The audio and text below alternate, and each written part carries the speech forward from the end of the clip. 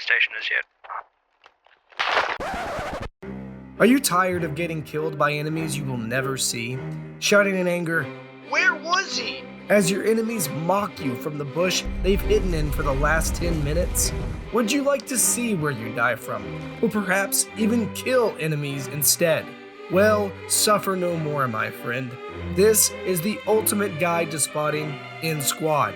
Become my pupil, learn my teachings, and gain the perception of Sauron himself. The first lesson, my young pupil, is to know your enemy as you know yourself. And the first step to becoming an expert spotter is to learn the uniforms of the enemy. After all, we must know what to look for before we can find it.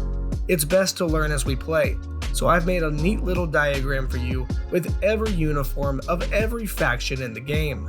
When you're in the setup phase, find out what's the opposing faction and look them up in the uniform diagram. Then, you can know what you're looking for on the battlefield and stop having to apologize to your teammates every game. Learning the enemy's uniform is only the first step. The next, more challenging step is to learn the sounds of their guns. Below, you'll find a new video with every single infantry weapon sound in the game. Similarly to the uniforms, in the setup phase, go to the new video and get an idea for what the enemy's guns sound like.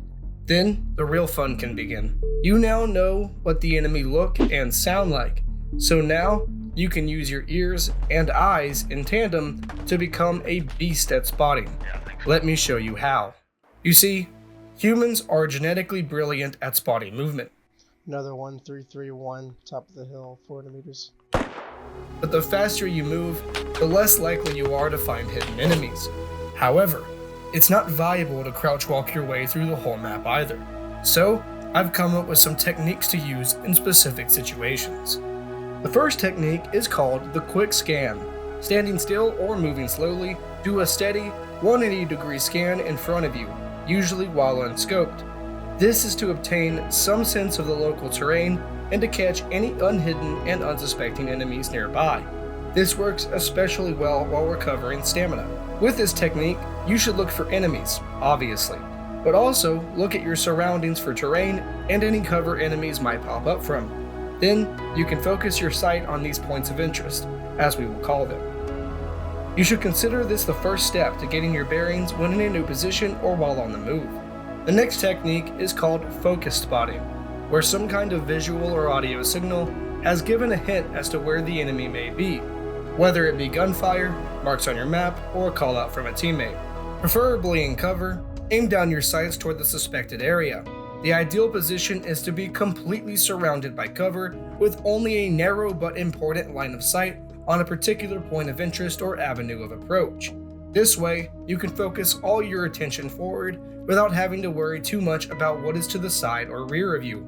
Like this, you can spot even well-hidden enemies in bushes, or bushwookies as we like to call them. If you have a large line of sight to cover, try and narrow your line of sight so you are not as exposed and instead focused on a specific area you can keep your scope on. Then, periodically check all the other points of interest, one at a time, all while trying to expose yourself as little as possible. If this sounds like a difficult thing to do, that's because it is, as enemies will sometimes pop out of nowhere. Yet, this is the safest way to scan, and will yield you good results when you use this technique. Of course, finding a safe fighting position is not always possible, so we need a way to scan in a more exposed position. Active scanning is where you are scoped, still, and slowly moving your scope in a 180-degree fashion, looking for enemies. How fast you scan depends on the situation. If enemies are closer, you scan faster. If they are farther away, you scan slower. Part of this comes from experience, but you'll get there. This technique works well when there is a large line of sight that needs to be covered and it is not possible to hold down in a position and watch a specific, narrow line of sight like in the earlier example. Examples where this technique can be useful includes rolling, open hills, and forests, where there is not many good positions, like in Kohat Toy, Lashkar Valley, or Yeharivka. These are my 3 core techniques of spotting. As a quick recap, the quick scan is used for moving and assessing your surroundings, or when enemies are very close and you can't afford to use your scope. Used focus spotting when you believe enemies will be moving down a certain avenue of approach or holding up in a point of interest. This will allow you to see even well-hidden enemies, since you are not moving much. Finally, active scanning is when you might know the general direction of the enemy, but do not know where specifically they might pop up, like in a forest or the desert. If you're still having trouble finding enemies, slow down your pace and attempt to move with teammates. If there's anything you take away from this video, make it that. Spotting works differently based off of the tools you have at your disposal. If you're using a scope, this guide has so far made sense to you. But if you are a squad player with finer tastes, you may find that spotting without a scope is very different from spotting with a scope. So now, let me address the issue of spotting with close combat optics. The inherent advantage of the close combat optic, which I am grouping iron sights in as well, is that your line of vision is not so narrow. With CCOs, you keep your peripheral vision and can somewhat keep a check on your surroundings while scoped in. Whereas with a magnified optic, you've got the equivalent of horse blinders on when you are looking down your scope.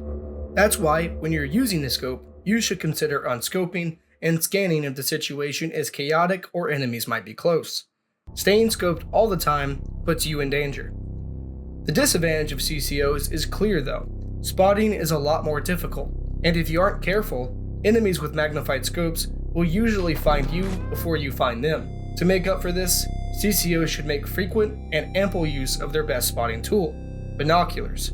This will allow you to spot and range enemies more easily than even your comrades with magnified scopes. Of course, this kind of spotting should only be used at longer ranges. When enemies are up close and personal, it is you that will have the advantage.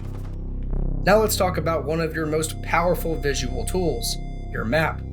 Through this map and the power of deduction, you can predict where enemies are, and even where they are going. This concept deserves its own video, but in general, where there is a hab mark, you can usually guarantee enemies are running from the marked fob to an objective or your own team's fobs. It's a powerful tool that is underutilized by many. Use your map. Earlier, I said you can use your eyes and ears together to become a beast at spotting. We've covered the visual, now let's cover the other half, audio. Unlike visual signals, which occur frequently but can somewhat be fully perceived, audio is a constant, shrieking signal that can only be partially used to your advantage due to its overwhelming nature.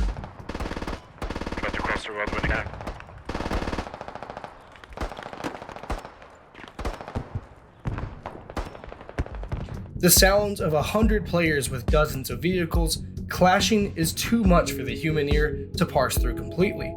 But nonetheless, if you know what to hear for, you can use audio to paint a picture of what's going on all around you. First, we have to understand the audio of a gunshot. Let's hear that again. That first sound you hear is not the actual gunshot. The first sound you hear is the bullet landing near you. Many players incorrectly focus on the first, closer noise. You should be focused on the second.